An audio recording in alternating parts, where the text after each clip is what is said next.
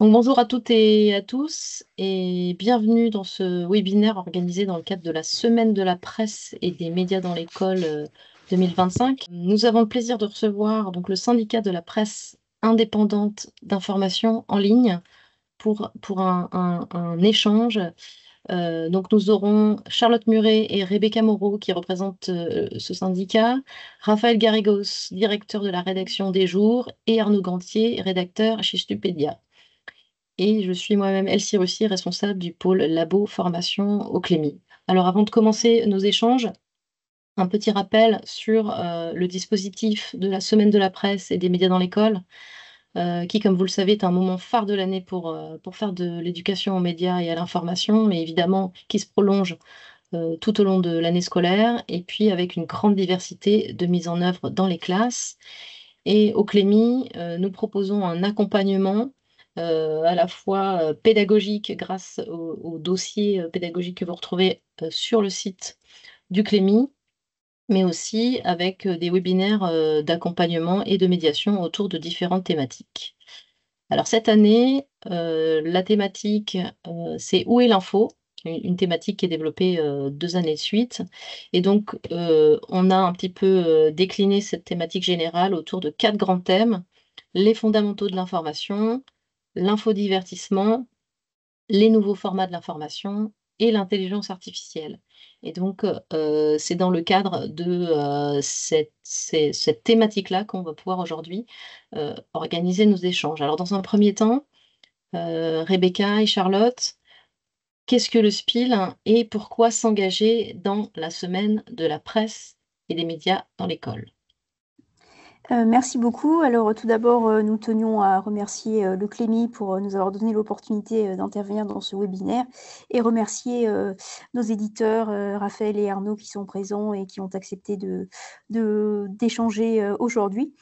Donc le SPIL est pour la première fois partenaire du Clémy dans le cadre de la semaine de la presse et des médias à l'école, et nous nous en réjouissons car c'est une opportunité de mettre en avant et de valoriser l'inventivité de la presse indépendante.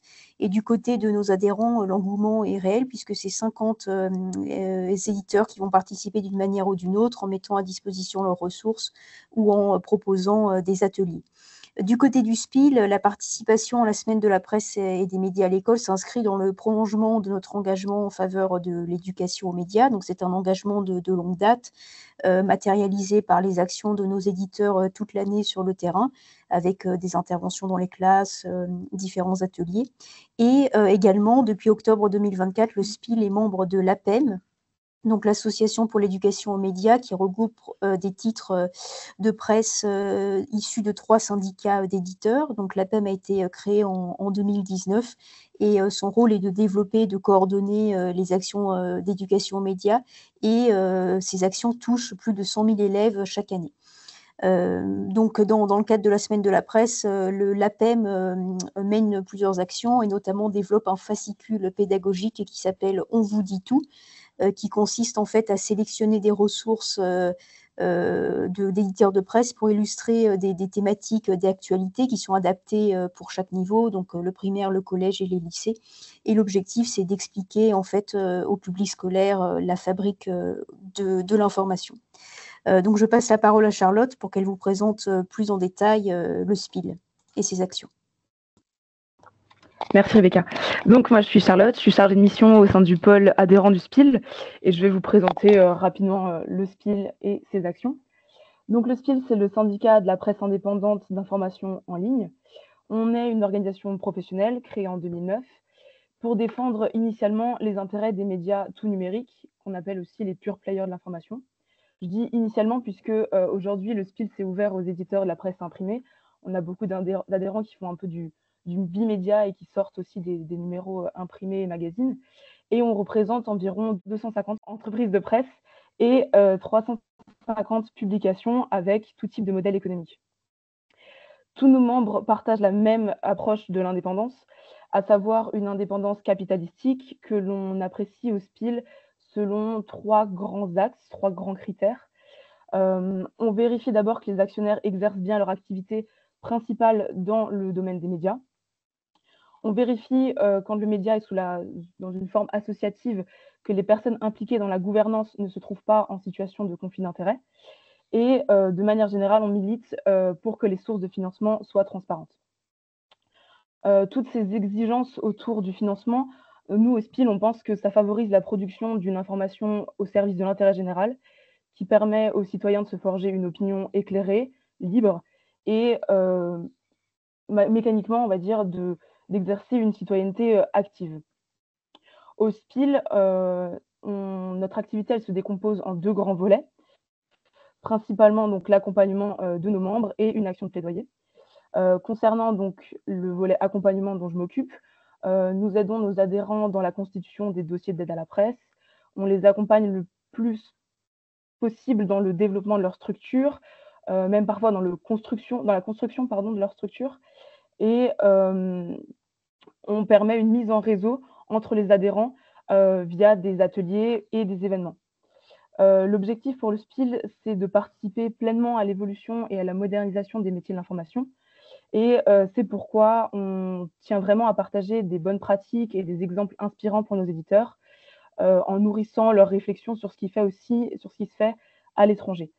Les éditeurs, à travers le SPIL, ont accès à beaucoup de documentation, de fiches pratiques et à un réseau que l'on tend à développer, composé de chercheurs, de spécialistes de l'industrie des médias et qui s'enrichit d'année en année.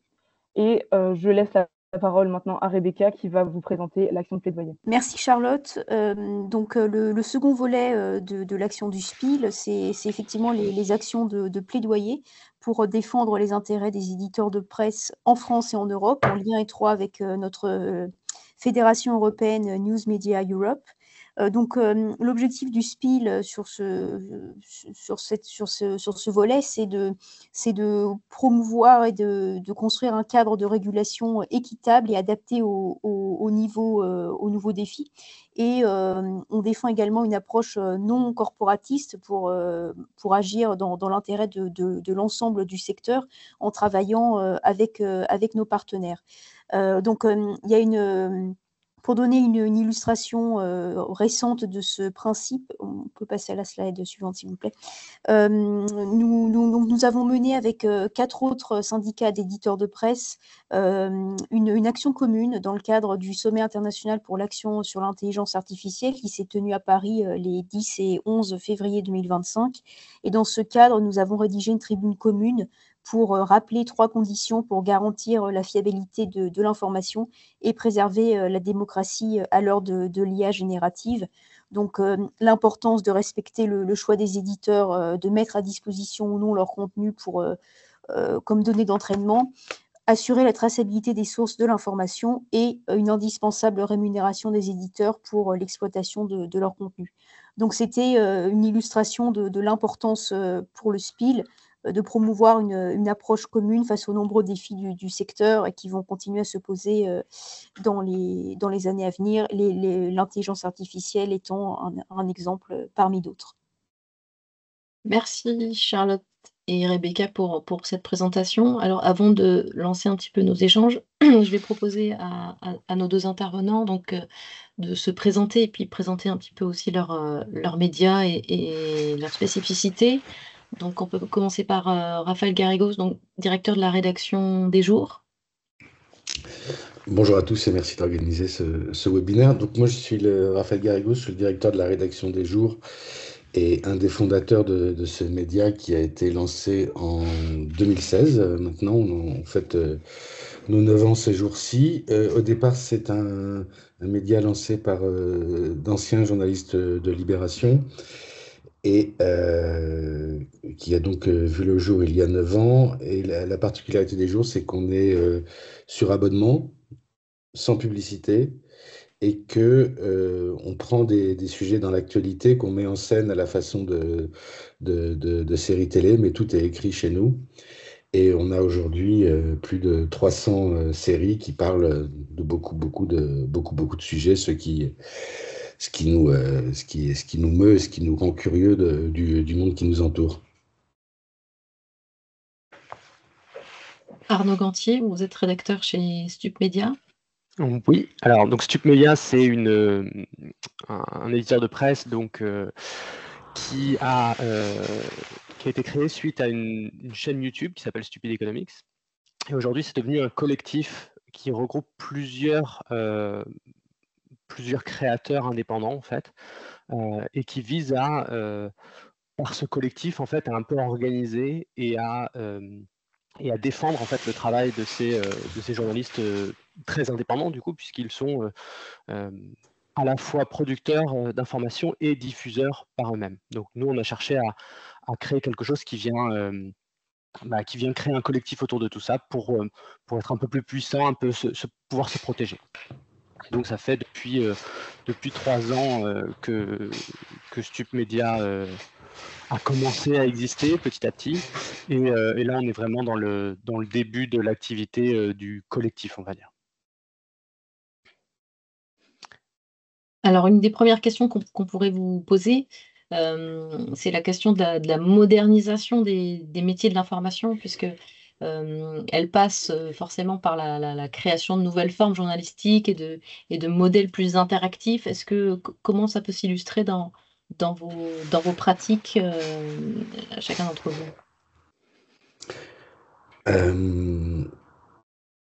Disons que nous, on a ce passif de journaliste à Libération où web et papier étaient vraiment, vraiment séparés. Quand on a voulu lancer les jours, on ne s'est pas un seul instant posé la question de faire du papier. Pour nous, c'était notre moyen d'expression, c'était sur le numérique, et c'est comme ça qu'on s'est lancé. Donc cette modernisation-là, oui, elle est uniquement passée par là. Après, pour ce qui est de l'interaction, nous, par exemple, on la cherche toujours au jour. C'est-à-dire qu'on n'a pas de commentaires sous les articles, parce qu'on considère que c'est un modèle qui correspond à un modèle de médias gratuit, où on cherche à retenir les internautes sur son site afin qu'ils fassent des commentaires et qu'ils restent le plus longtemps possible sous les articles.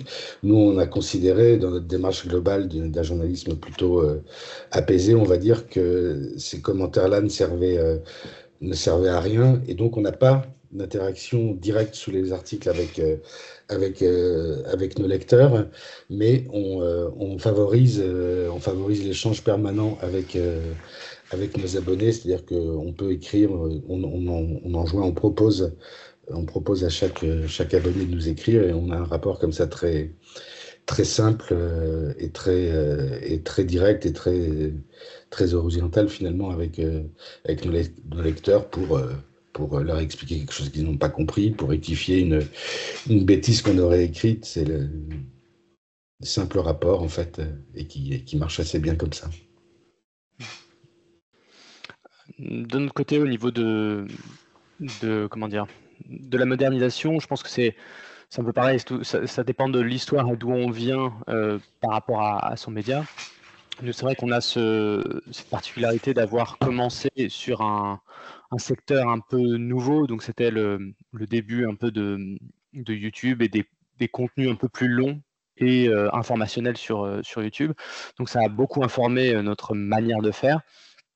Et puis aujourd'hui, sur cet aspect d'interaction, pour continuer d'abord sur la modernisation, je pense que quelque chose qui est assez important, que ce soit pour les jours ou pour nous, c'est de chercher à faire du long, et qu'il y ait une certaine forme de modernisation dans cette approche-là, puisque il y avait vraiment cette tendance dans les années 2010 à un raccourcissement, une décontextualisation des articles de presse.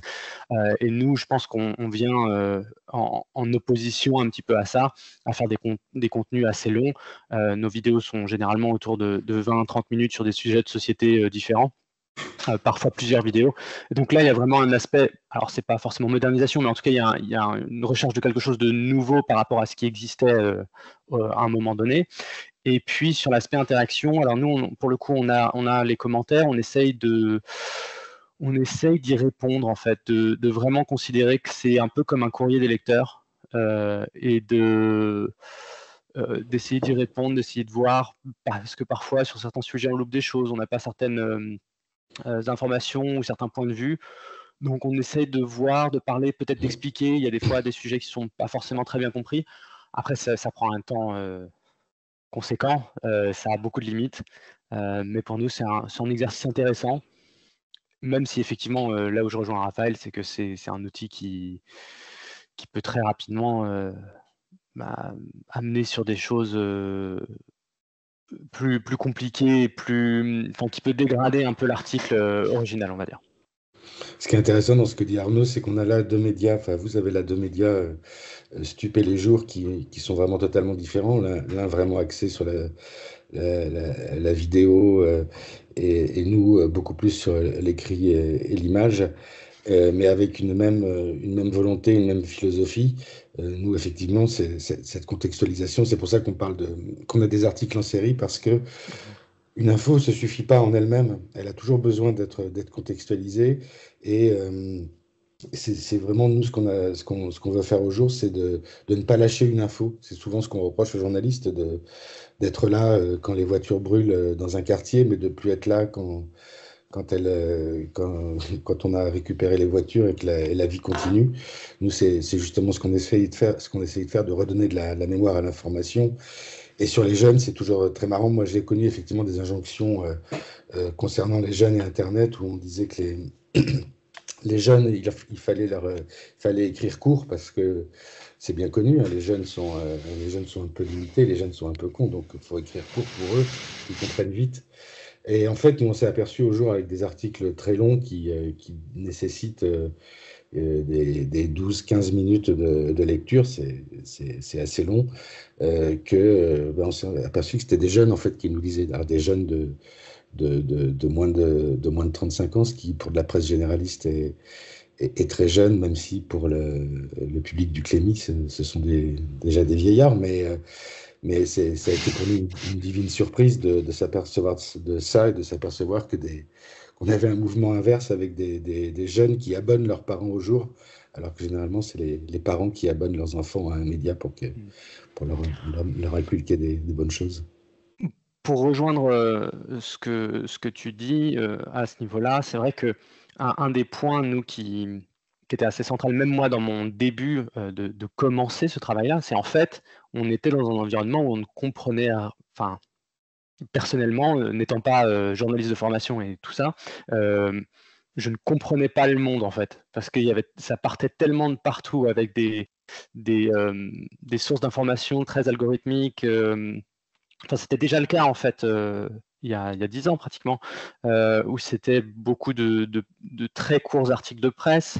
Je pense qu'aujourd'hui, on a encore les mêmes phénomènes qui se passent avec, que ce soit sur TikTok ou sur YouTube même, avec les shorts qui sont en fait des contenus très brefs, ce qui peut avoir des avantages. Enfin, moi, je suis pas là pour dire c'est bien, c'est pas bien, mais par contre, au niveau informationnel, ça peut très vite retirer tout contexte. Et au début, on s'y fait, enfin, on a l'impression d'apprendre des choses, et puis au bout de 2 ans, 3 ans, 4 ans de ça, on se rend compte, mais en fait, je ne comprends pas les tenants et les aboutissants de tel ou tel article de presse ou telle information.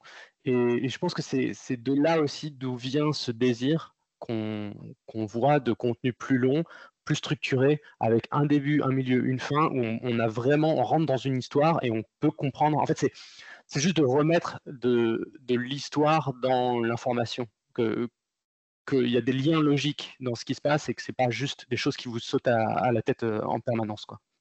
Le deuxième aspect qui peut être intéressant aussi avec l'exemple de vos deux médias et les choix que vous avez faits, c'est la question du modèle économique, puisqu'évidemment, il se pose notamment peut-être encore plus pour la presse indépendante et la presse indépendante en ligne. Quel choix vous avez pu faire et aussi comment les modèles que vous avez choisis peuvent refléter vos choix éditoriaux? Alors pour nous, le modèle économique est vraiment intimement lié au modèle éditorial. On venait encore une fois, c'est plusieurs fois que je parle de Libération, mais c'était le cas de tous les médias à l'époque, il y a 10 ans, de médias qui vivaient à la fois de l'abonnement et à la fois de la publicité. Et nous, on a choisi de rompre totalement avec ce modèle-là pour choisir le modèle qui est le plus sain, nous semble-t-il, qui est le modèle du payant sans publicité. Et le modèle payant sans publicité, ça veut dire, quand on construit un site, déjà qu'on se retrouve avec une page toute blanche et on se dit, tiens, il y a quand même vachement d'espace sur cette page. Toute la place que prenait la publicité, déjà, ça apaise, c'est un environnement de lecture apaisé, de ne pas avoir des pubs qui clignotent dans tous les coins. Et surtout, on a un rapport très sain avec nos lecteurs. Il n'y a pas d'ambiguïté sur ce qu'on fait. Ce qu'on fait, c'est uniquement du journalisme. On n'a pas des choses, en plus, souvent que seuls les journalistes vont voir. On parle des fois de publi-reportages, par exemple, qui sont des reportages payés par la publicité. Même si on écrit publi-reportage au-dessus, en dessous, je ne suis pas sûr qu'un lecteur le voit. C'est pour ça que nous, on a fait ce choix qui est un contrat de lecture, un contrat très, très clair avec nos abonnés. Tout ce qu'on vous propose, c'est du journalisme. En échange, vous payez, mais ça veut dire qu'il faut que si on paye pour de l'information, ça veut dire qu'il faut que cette information-là soit sinon meilleure, du moins mieux mise en scène, mieux documentée. Et c'est pour ça qu'au jour, par exemple, sous chaque article, vous avez le nom de l'auteur, normal. Vous avez le nom du photographe au même niveau, ce qui n'est pas évident sur tous les sites, parce que ça met en évidence qu'on a fait appel à des photographes. Et vous avez aussi, par exemple, le nom de l'éditeur de l'article, c'est-à-dire celui qui va, in fine, relire l'article, le mettre en forme, le titrer, le revérifier. Ça montre qu'on paye déjà 3 personnes pour participer à l'écriture d'un article. Et c'est aussi pour ça qu'on fait, nous, régulièrement au jour, des campagnes d'abonnement qui sont ce que font à peu près tous les médias indépendants. Après, il y a des différents types de campagnes. Il y a des campagnes qui sont très anxiogènes, du genre si vous ne nous donnez pas de l'argent, on meurt demain. Et ces campagnes, elles ont aussi une vertu pédagogique d'expliquer aux gens que ce qu'on fait coûte de l'argent. Quand on envoie un journaliste en Syrie, ça nous coûte le prix d'un billet, ça nous coûte le prix d'un fixeur d'une location de voiture. Nous, c'est des choses qu'on essaie de faire le plus possible au jour, mais on a besoin d'être pédagogue en permanence. Et en échange de l'argent que nous donnent nos abonnés, de leur offrir une info qui est meilleure. Je pense que c'est une règle de base du commerce. Si vous êtes dans une rue où il y a 4 pizzerias, si la vôtre est plus chère, il faut qu'elle soit meilleure, votre pizza. Ouais. Ça, on est d'accord et on rentre parfaitement dans le même modèle également, effectivement, de chercher à faire que le financement soit le plus simple et transparent possible. Et cette transparence, effectivement, comme tu le disais, on le retrouve aussi dans le contrat qui est passé avec le lecteur, parce que quelque chose qui n'est peut-être pas forcément toujours réalisé et à quel point c'est le cas, mais c'est que c'est que les personnes enfin pas les personnes, mais quand on est sur des contrats avec de la pub ou quand on fonctionne avec de la pub, ça veut dire forcément qu'il y a une forme de pression quelque part de cette publicité. Et ça, c'est quelque chose que nous, on a dû apprendre. Enfin, nous, on n'a jamais eu recours à de la publicité tiers, mais c'est quelque chose qu'on voit très vite dans notre milieu, c'est à quel point ces contrats-là vont avoir une pression sur ce qui est écrit, sur ce qui est publié, sur la forme. Enfin, c'est quelque chose qu'on peut tendance à voir, à un peu mettre de côté, parce que la plupart des médias qu'on va consulter, en fait, fonctionnent sur la pub. La télé entière fonctionne sur la pub, donc on a tendance à le mettre de côté et à dire, en fait, c'est toujours pareil, mais c'est pas vraiment tout. Enfin, tout n'est pas équivalent et il y a une vraie incidence sur le travail qui est produit par un journaliste quand on est financé par de la pub, parce que ça veut dire qu'il faut aller peut-être un petit peu plus vite, les incitations sont plus les mêmes que quand on doit écrire un article qui soit, comme tu le disais, le meilleur possible, parce que justement il est plus cher, donc voilà, on cherche à faire de la qualité. Et ça, je pense que c'est vraiment une forme de vertu, je pense, de ce journalisme indépendant qui cherche à avoir un modèle économique transparent et très clair par rapport au lecteur, et avec justement où ce contrat il est vraiment transparent dans le sens où il y a personne d'autre qui finance, donc on sait pourquoi l'information est produite et pour qui l'information est produite. C'est-à-dire pour celui qui paye, et c'est le lecteur. Arnaud parlait de la transparence et elle est cruciale. Si aujourd'hui vous allez sur les sites de différents médias, je vous invite à essayer de trouver qui sont les actionnaires d'un média, c'est toujours compliqué. Et qui sont les actionnaires d'un média, quelles subventions touchent un média. Nous, on a tenu à faire ça. On affiche le capital des jours et son détail. Et c'est ainsi qu'on voit que sur le site des jours, il y a Xavier Niel au capital, par exemple, le grand patron de Free, le grand patron du Monde, etc. On voit aussi qu'il a, je crois, 2,4% du capital.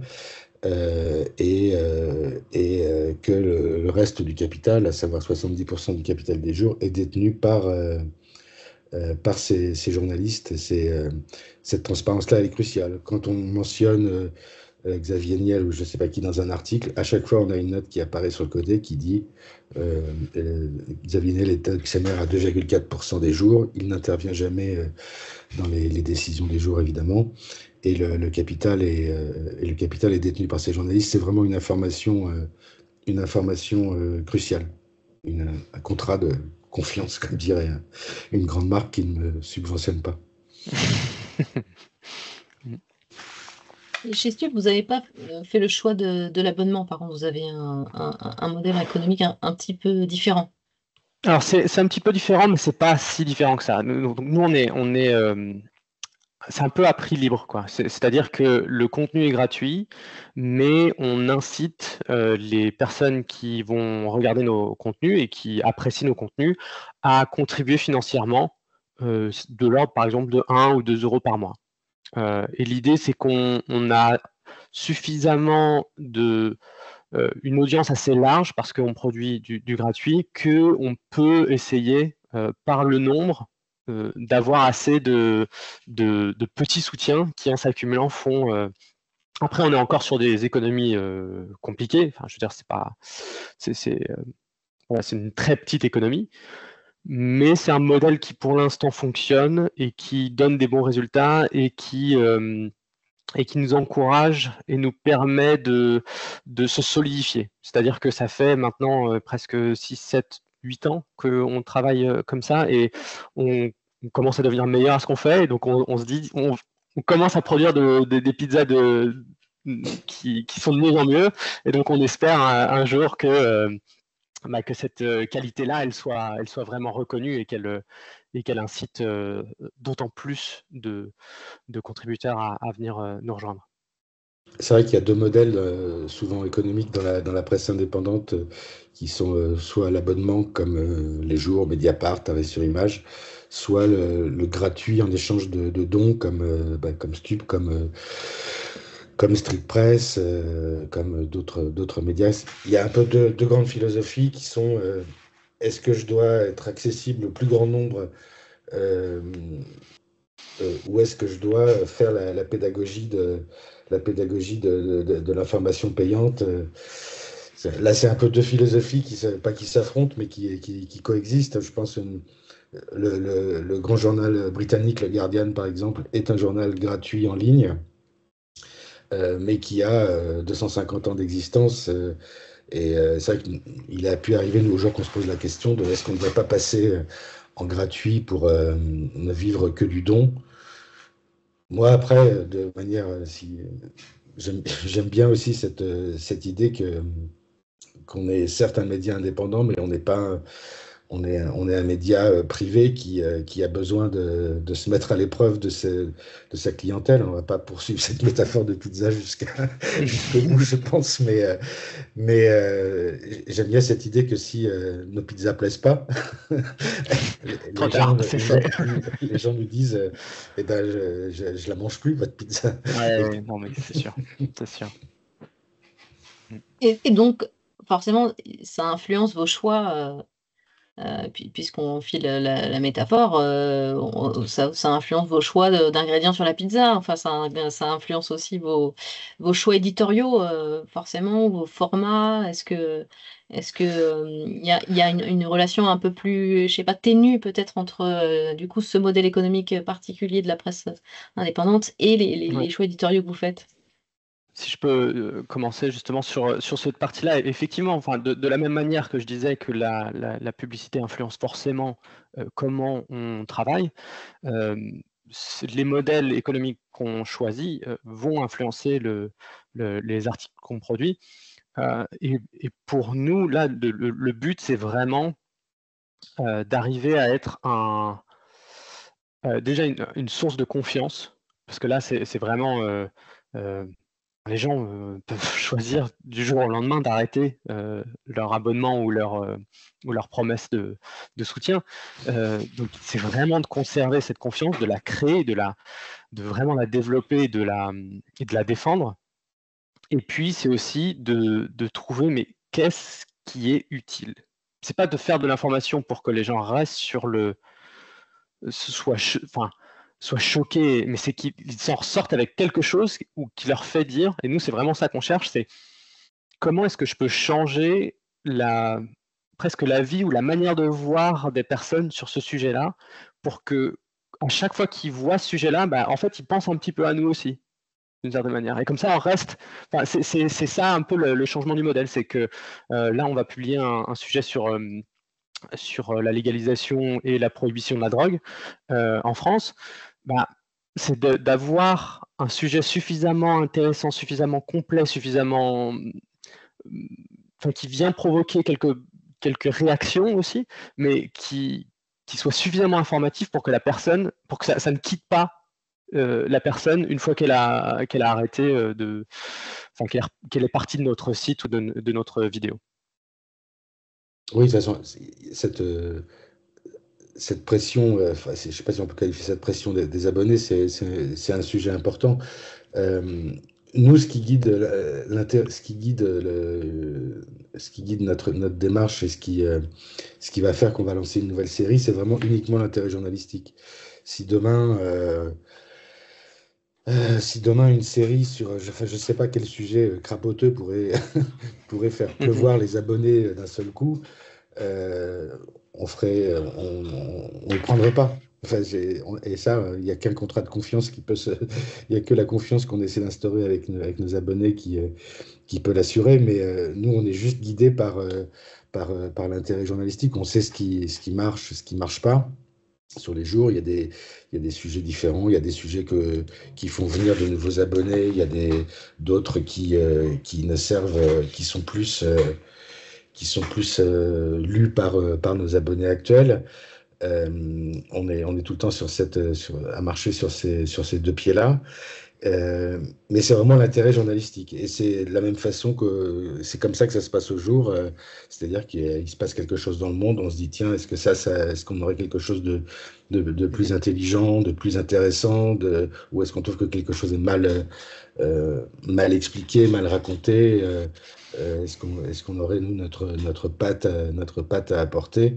Et c'est juste la curiosité du monde qui nous entoure qui nous guide. Parce que si je peux juste finir sur cette chose-là, mais c'est vrai que dans nos modèles, on a aussi tendance à être un peu en retard, mais c'est pas vraiment du retard, mais c'est juste ça coûte très cher de faire de l'information à la minute où elle arrive. Donc c'est vrai que c'est moins chez des médias indépendants qu'on peut trouver ça. Ça peut arriver de temps en temps où quelque chose nous tombe dessus, où on a des contacts quelque part et du coup on peut sortir une information. Mais généralement c'est plus, c'est pas forcément que de la réaction, mais c'est vraiment ce travail de contextualisation et de prendre le temps qui fait notre valeur aussi, quoi. C'est de pas avoir à publier l'article dans la journée même, mais c'est de se dire non, voilà, mon temps là, je vais prendre 2 semaines, 1 mois, je vais faire que ça et je vais aller au bout de ce sujet-là pour vous. Et pour moi, c'est aussi ça. Enfin, je vois ça comme ce qu'on fait comme un service d'une certaine manière. Vous n'avez pas le temps de prendre 1 mois pour aller lire tous les rapports, je sais pas, français, canadiens, américains, machin, sur la légalisation de la drogue. Bah, moi, je l'ai fait.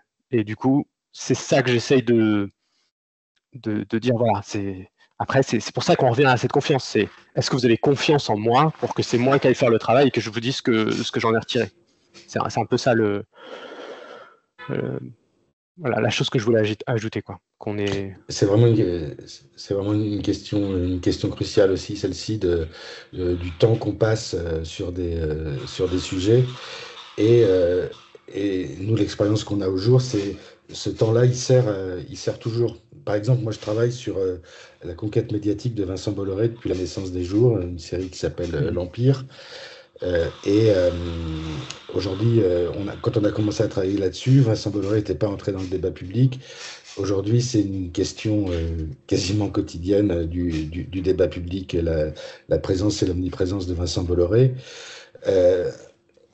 Nous, on apporte une profondeur de la connaissance de ce sujet-là parce qu'on a, dans cette série consacrée à Vincent Bolloré, on a 220 articles, 220 épisodes, puisque c'est conçu comme des séries.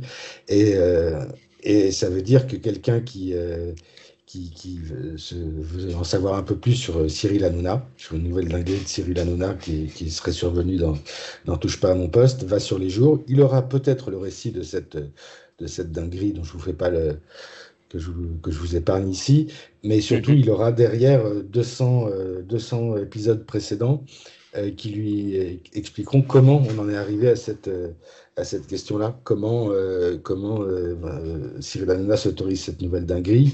Il aura dans l'article un enrichissement qui apparaît sur le côté qui va montrer qui mettra à disposition du lecteur la convention signée par la chaîne C8 avec l'Arcom qui régule l'audiovisuel. Il pourra se faire sa propre idée ainsi, revenir à chaque fois à la base, aux textes légaux, à la loi sur l'audiovisuel, et se faire sa propre idée, même si nous, on donne déjà une petite idée dans notre article. Et la profondeur de l'information, c'est vraiment quelque chose de crucial, on parle souvent de médias slow, de médias lents pour les médias indépendants. Nous, à force d'être profond comme ça, si Cyril Hanouna fait une dinguerie, qui justifie un article, on va faire un article qui va arriver finalement à peu près en même temps que tout le monde, sauf qu'on aura la profondeur derrière de 200 épisodes précédents. Et une dernière chose, je pense aussi, vu justement les événements courants aussi, on se rend compte de plus en plus de la... comment dire, de la difficulté de toutes les plateformes, des manipulations qui peuvent avoir lieu sur ces plateformes, de la difficulté pour les personnes d'être bombardées d'informations qui peuvent être très négatives, qui peuvent être très angoissantes. Et je pense que notre modèle permet aussi de se libérer un peu de ça. C'est-à-dire que on peut suivre quelques médias, et si on rajoute par exemple Les Jours ou StupMedia dans son espèce de régime informationnel, mais en fait on aura une information de bonne qualité, mais qui ne va pas être aussi oppressante au quotidien parce que ça vient de partout. Voilà, je pense que c'est aussi une manière de protection pour certaines personnes de venir sur des médias comme nous et d'être dans un lieu aussi un peu de confiance, quoi, où si on bouscule un peu nos lecteurs et nos lectrices, c'est pas dans le but de les, comment dire, d'en tirer parti d'une manière un peu, enfin voilà, c'est pas être dans cette démarche de bombardement d'informations à tout va pour capter leur attention à tout prix, quoi. Oui, il y a cette question de la fatigue informationnelle qui est un terme qui revient de plus en plus, nous qui a aussi un peu présidé à la création des jours. On était nous-mêmes en tant que journalistes épuisés de cette information, de ce bombardement d'informations qui vient, qu'on a en permanence. Et il s'agit nous au jour, on fait pas toute l'actualité. Vous n'avez pas les résultats du foot sur les jours, vous n'avez pas, hélas, vous n'avez pas ce qui se passe en Géorgie. Hélas, vous n'avez pas ce qui se passe à Goma. Mais on essaie de tracer des grands axes finalement qui dessinent un tant soit peu le monde qui nous entoure, qui est aussi facilité par le fait de ne pas avoir de rubrique comme il y a souvent sur les médias traditionnels, politique, société, économie. Nous, on refuse ce genre de choses-là parce que on trouve que ça sert à rien et que c'est quelque chose qui vient du papier. Il s'agit d'être transversaux. Et quand on parle de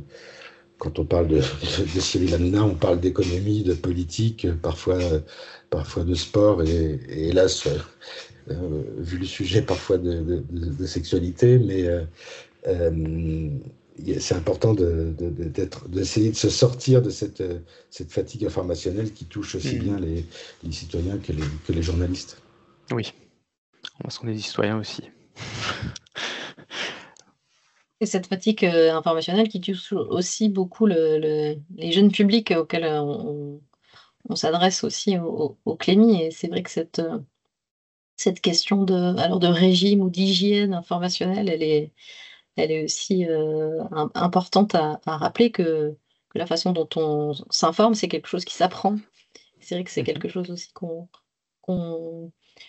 soutient beaucoup au Clémy en expliquant que voilà, il y a aussi tout un rôle de l'école qui est de montrer et d'expliquer comment se fabrique l'information. Et je pense que c'est vraiment important qu'on ait ces temps d'échange-là pour que les enseignants puissent aussi se familiariser avec ces modèles un petit peu alternatifs que vous proposez, parce que voilà, ça permet aussi d'avoir une vision plus large sur la façon dont on produit l'information.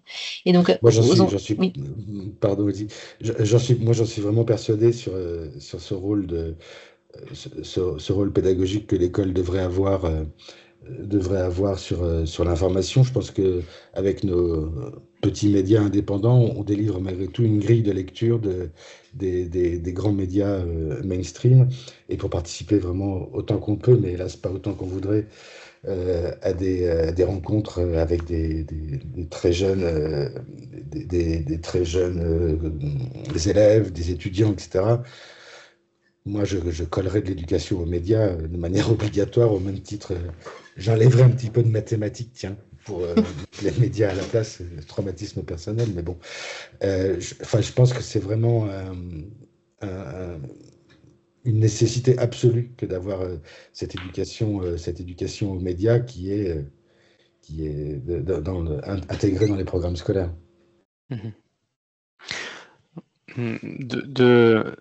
De mon côté, je pense que c'est aussi à nous, médias, de trouver aussi comment répondre à ce besoin, en fait. Enfin, j'ai l'impression qu'on a des signaux faibles on a des gens qui aujourd'hui commencent soit à être trop dans cette démarche algorithmique de contenu et qui se perdent un peu là-dedans. Et puis, à l'inverse, on a aussi beaucoup de gens qui commencent à avoir pas une détestation, mais un mécanisme de stop, quoi. C'est trop.